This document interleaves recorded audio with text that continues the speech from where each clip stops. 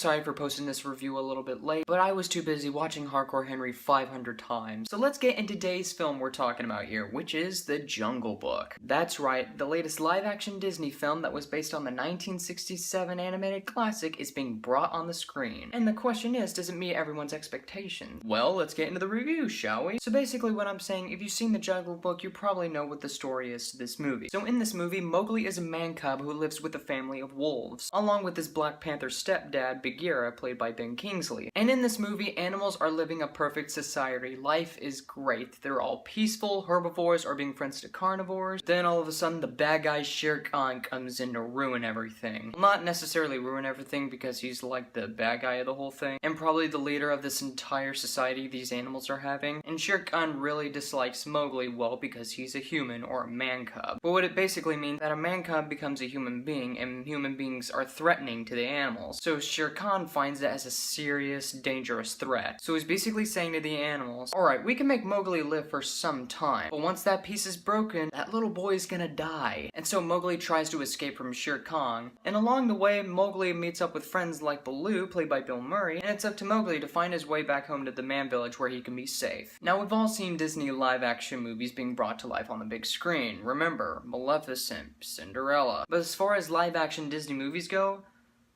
I think this is pretty much a step up for live-action Disney films, because this film is excellent. The story kind of has the same plotline and storyline as the original movie did, but what this movie does is that it also adds some sort of menace into the film, so that every animal can look ferocious and every animal can look either friendly are really dangerous. And that is what usually makes The Jungle Book pretty special. And might I tell you about the fact that this is some of the greatest casting I've seen in a live-action Disney film? The kid who played Mowgli was really good. He actually felt like a really courageous boy. And might I tell you guys, most of these stunts that Mowgli does in this movie are by him, and not by a stuntman. So props to him! Ben Kingsley as Bagheera and Baloo, played by Bill Murray, they're also fantastic in this movie as well, and they really sell the roles out pretty well. Scarlett Johansson was fine, I guess is called, but she wasn't necessarily as creepy as the originals called. The one actor that really owns this movie when it comes to being threatening and menacing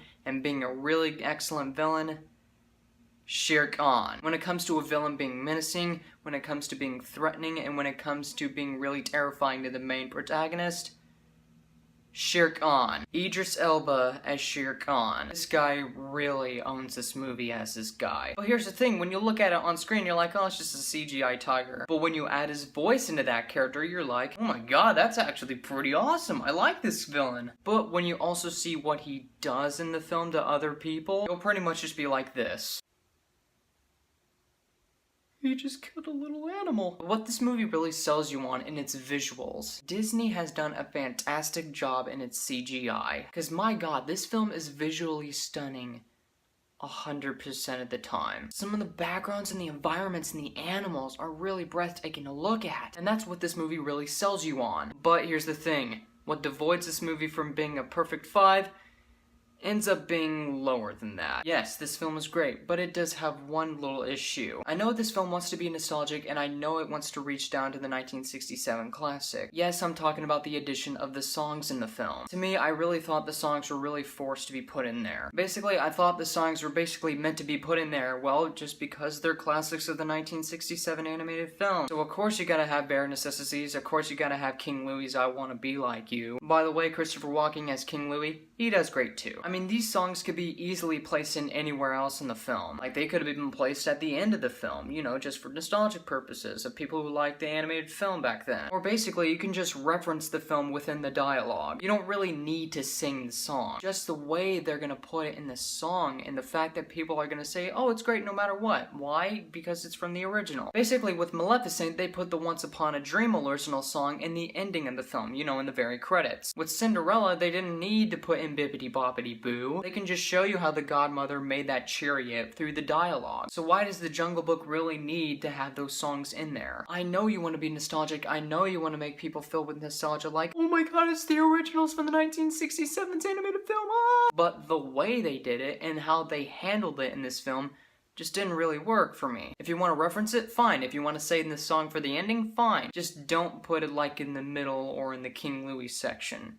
Just don't. In the end, Jungle Book is a really excellent film, with a really dark story that harkens back to the original, great casting, amazing visual effects, and good sound design too. And the way they tried to handle the songs in this movie didn't really work for me. Is it a huge drawback from the film? No. But is it a small issue? Yes. But that doesn't stop Jungle Book from being a truly excellent film for what it is. And for that, I give Jungle Book a near perfect 4.5 out of 5. Alright guys, that is my review on The Jungle Book. Comment below, let me know what you thought about the movie. Find me on Facebook, Google+, or private message me on YouTube if you feel like it. My name is Luke Nukem, and you have been blown away.